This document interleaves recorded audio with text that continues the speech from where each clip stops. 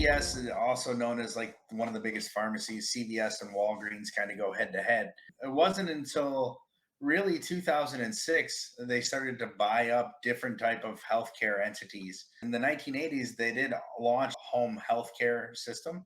It's kind of small. The company originally started in Massachusetts, went to Rhode Island, New Jersey, and then from the 70s, 80s, and 90s, all they did was purchase up smaller regional drugstores, and they Okay. became massive that way. But in 2006, they purchased the Minute Clinic, which allows you to basically go and get, if you have pink eye or if you have something that's a commonly known but it needs a pharmaceutical prescription, then you have to go there and you spend $100 and they just basically give it to you. But not until 2015 did they really start getting into purchasing things like health insurance companies and Omnicare, which is another healthcare company. They bought Aetna. They spent billions and billions of dollars on this. Aetna is a health insurance company. I think they spent close to $100 billion on that company.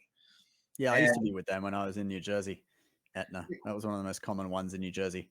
doesn't it seem like a conflict of interest to own a health insurer, but then yet provide the medicine? What? Maybe. How does that Could be. work? That doesn't even make sense. So they quit selling cigarettes, and I thought about that a while ago. I was like, quit selling tobacco products. Is Oh, this in CVS stores, they don't sell cigarettes anymore? No, not in CVS stores. No tobacco products. And I was like, is this the No right vapes? direction? No vapes, no nothing. And I was like, is this the right direction for CVS to go in? And I remember hearing about it and going, oh, that's it. They're done.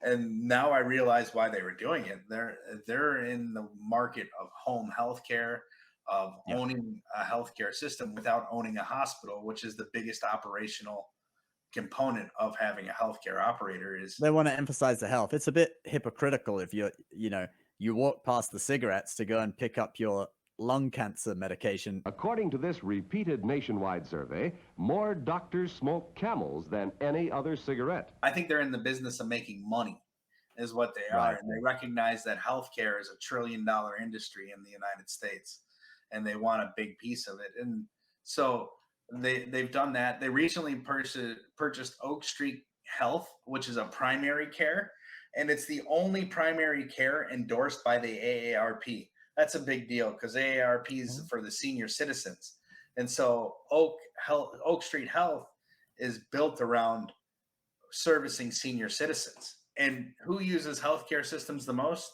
Senior citizens.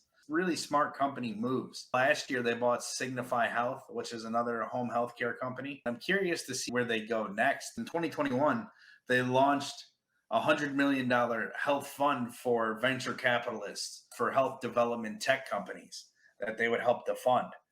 And so they're looking to really own a good portion of developing the future healthcare systems. The money part is really interesting. So they made $322 billion in revenue last year. We want to know what they're worth.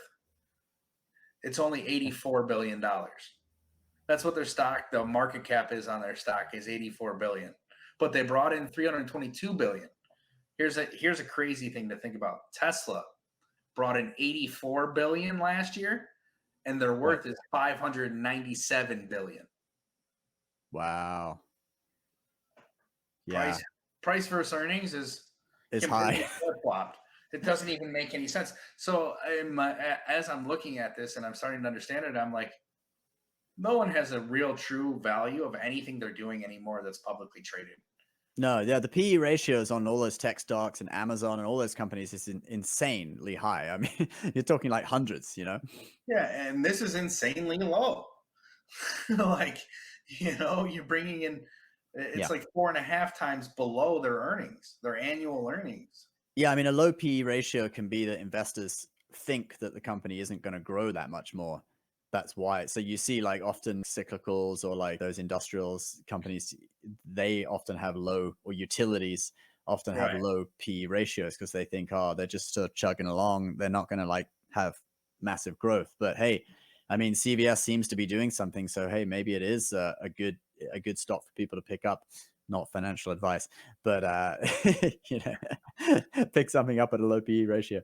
I guess you've got to look at the balance sheet. You got to see how much debt they have and stuff too. But they had net profits of $4 billion last year.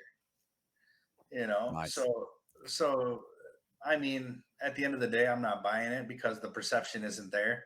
Not advice, buy stocks people think are going to go up, like Nvidia and Tesla and Facebook. The tech world's on fire. Not stock advice, just saying. Yeah.